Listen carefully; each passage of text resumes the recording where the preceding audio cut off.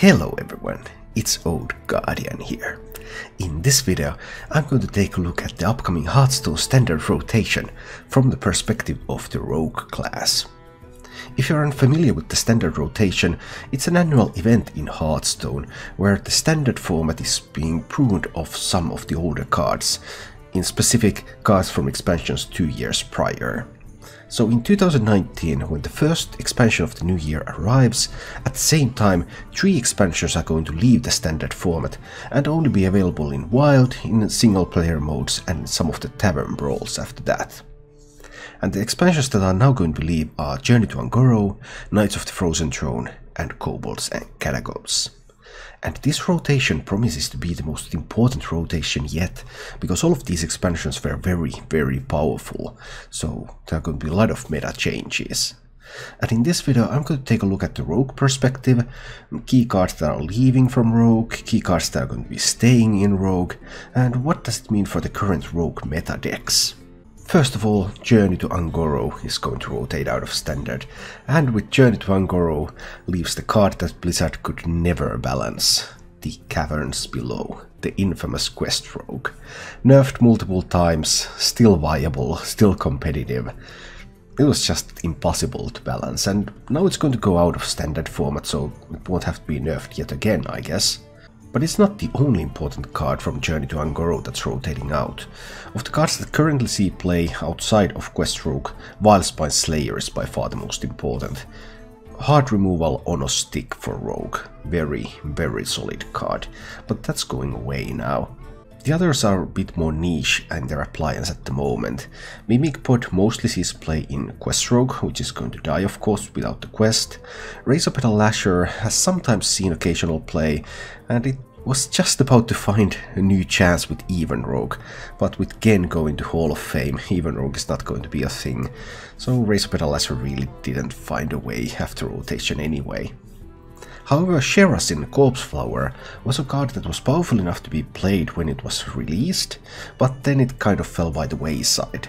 Now with the rotation weakening everything, Sherasin would have potentially been good enough to play again, but of course it's rotating out, so no Sherasin decks for you this time.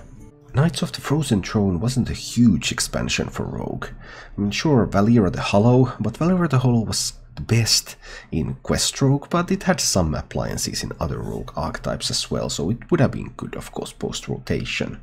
Shadowblade is a card that only recently found itself in combination with Raiding Party and these draw pirates and weapons type of things, but now it's going to go away, so its time to shine was cut a little bit short. Doomerang was most famous in Kingsbane decks, it's going away. Roll the Bones, mostly used in Malygos Rogue, could have maybe had some way to fit in some kind of Deathrattle Rogues, but couldn't quite make it. And then Prince Kelazet, even though it's a neutral card, it was played extensively in Tempo Rogue archetypes, so it had a pretty significant meaning for Rogue in particular.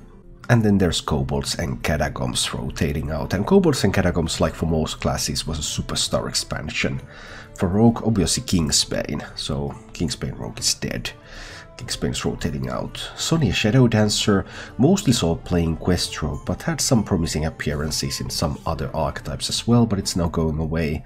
Valkyrie Strider became the bread and butter of various Miracle Rogue, all sorts of these, even Tempo Rogue sometimes, just a very solid minion that saw play over multiple Rogue archetypes. It's now going away. Kobold Illusionist is going away, and that's going to kill Malygos Rogue, so Quest Rogue, Kingsbane Rogue, Malygos Rogue, all of these will be dead because they lose key pieces. Elven Minstrel was a powerful card, some card draw tool, especially used in Tempo Rogue, so that was going away, and Cavern Shinyfinder, used in all sorts of decks that wanted to tutor for weapons. Although both of these cards can at least partially or maybe even completely replaced by Raiding Party, so they're not that huge of a loss right now. Unlike some other classes, Rogue continued to receive good cards throughout the Year of the Raven as well. For example, in Witchwood, Rogue received Tess Greymane, Spectra Cutlass, Blink Fox, some of these Thief Rogue tools, which didn't turn out to be quite powerful enough, but they have some power in them, they're all staying, lots of other stuff is going away, so that's interesting. Also, Cursed Castaways from the Witchwood, so it's staying, some of these pirate synergies, and you will see that Rogue is going to keep a lot of pirate synergies. And a neutral minion, although in practice it's a rogue minion, Henchclan Tug, incredible 3-drop, and that's going to be staying. Boomsday Project gave the world perhaps the best rogue card ever made, Myra's Unstable Element. Draw the rest of your deck. That's an incredible card. For Rogue, which is a class that it doesn't really have that sustain to keep in a very long game, it can't really play control archetypes very well, but it needs to find its reach, and it has plenty of reach available. Myra's go for a kill over the next couple of turns. Just a superb card. Also, Academic Espionage is from the Boomsday Project, so more of these Thief Rogue tools. All of the Thief Rogue tools are staying, basically. And also, Boomsday Project gave rise to Deathrattle Rogue, Necroom Blade, Necroom Vial, Blightnozzle Growler. Lots of good Deathrattle Rogue tools, but Carnivorous Cube is going away, so the future of Deathrattle Rogue as such is uncertain, even though it gets to keep some of its tools. And Rastakhan's Rumble was actually a very solid expansion for Rogue. Captain Hooktusk, yet another super powerful legendary. Summon 3 pirates from your deck, give them rush. And as we have seen, pirates are not going away. Pirates are staying together with their captain. There's even Ticket Scalper from Rastakhan's Rumble. There's that raiding party, draw 2 pirates from your deck and a weapon. There's Cannon Barrage. Cannon Barrage hasn't really found its place yet. There have been some pretty decent ideas of pirate rogues with Cannon Barrage, but typically builds with something like Corpse Taker or Coldblood have just been better than using Cannon Barrage. But after the rotation, Corpse Taker goes away, Cannon Barrage just might find a spot for itself. Rastakhan's Rumble also means that Rogue is going to have some hard removal left, in the form of Walk the Plank instead of Wildspine Slayer. And then there's the Spirit of the Shark. Stealth for 1 turn, your minions battlecries and combos trigger twice. There have been some attempts to build Spirit of the Shark decks. Some of them have worked, kind of, although they have made good use of stuff like Fungalmancer and Bonemare, which are rotating out, so whether Spirit of the Shark has the support cards it needs is uncertain, but it's one of the stronger Spirit cards, and could be a very promising card in various Tempo Rogue archetypes. Looking at specific Rogue decks, actually the most played Rogue archetype according to HS Replay right now is Thief Rogue, which is kind of surprising because Thief Rogue is not performing very well at the moment. However, Thief Rogue is also not losing a whole lot. For example, this build is losing Hallucination, which is kind of a big deal because Hallucination is a really good card if you want to ensure that you get playable cards from other classes. And it is losing its card draw tools in Cavern Shinyfinder, in Elven Minstrel.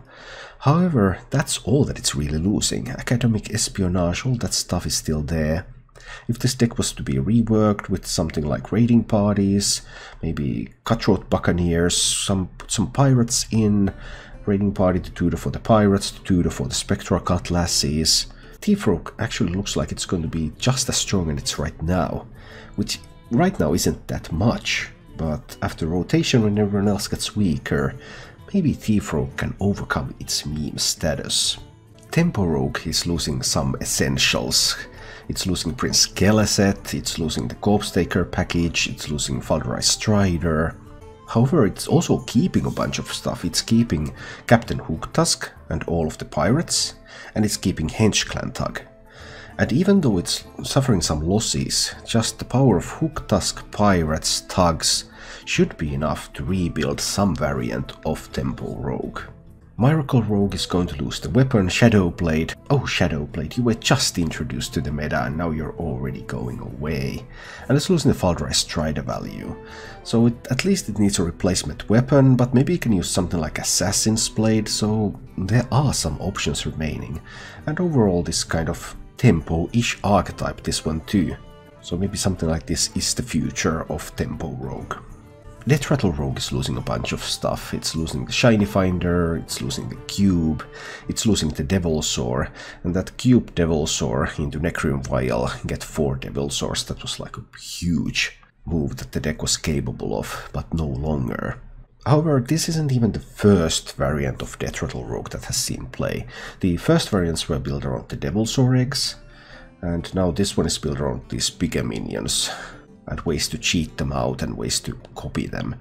So Deathrattle Rogue is still going to keep the Necrim Blade, it's still going to keep the Necrim Vial, so there's a chance at least that Deathrattle Rogue can be rebuilt once again. It has been rebuilt in slightly different forms multiple times, and maybe it can be done again, although all of those forms have had the Carnivorous Cube as a very central piece, so it's also possible that it just cannot be done. Also, even though it's not played a whole lot right now, how about some old school Miracle Rogue? Gadgets and Auctioneer, spells, why not Questing Adventurer? Old school Miracle Rogue is losing some pieces, Fireflies, Minstrels, Striders, Vilespines, but the core of spells, minions, Auctioneer, all of that stuff is still there. It is not impossible to rebuild Miracle Rogue once again. Overall, Rogue looks like one of the winners of the standard rotation. The classic and basic Rogue sets have a ton of utility, there's all sorts of eviscerates and saps and shivs and all that sort of stuff, backstabs and preparations. All of that is in the classic and basic sets, so Rogue has a ton of utility from there. What Rogue needs after that is really some punch, some way to deal that damage, some way to get a lot of value. And what Rogue has from the expansions from Year of the Raven, Captain Hook, Tusken Pirates, raiding parties to support that, there's the whole pirate package. Then there's the whole Tess Greymane idea, the academic espionages, whole that Thief Rogue idea is there. And then just stuff like Hinge Clan Tug, and then maybe something like Myra's Unstable Element to amplify that. Even though the current Rogue decks are taking some casualties and they need to be rebuilt, Rogue has a lot of pieces that enable just this rebuilding. And future for Rogue, as always, looks bright. Thank you for watching. If you enjoyed the show, please click the like button and subscribe to my channel for more.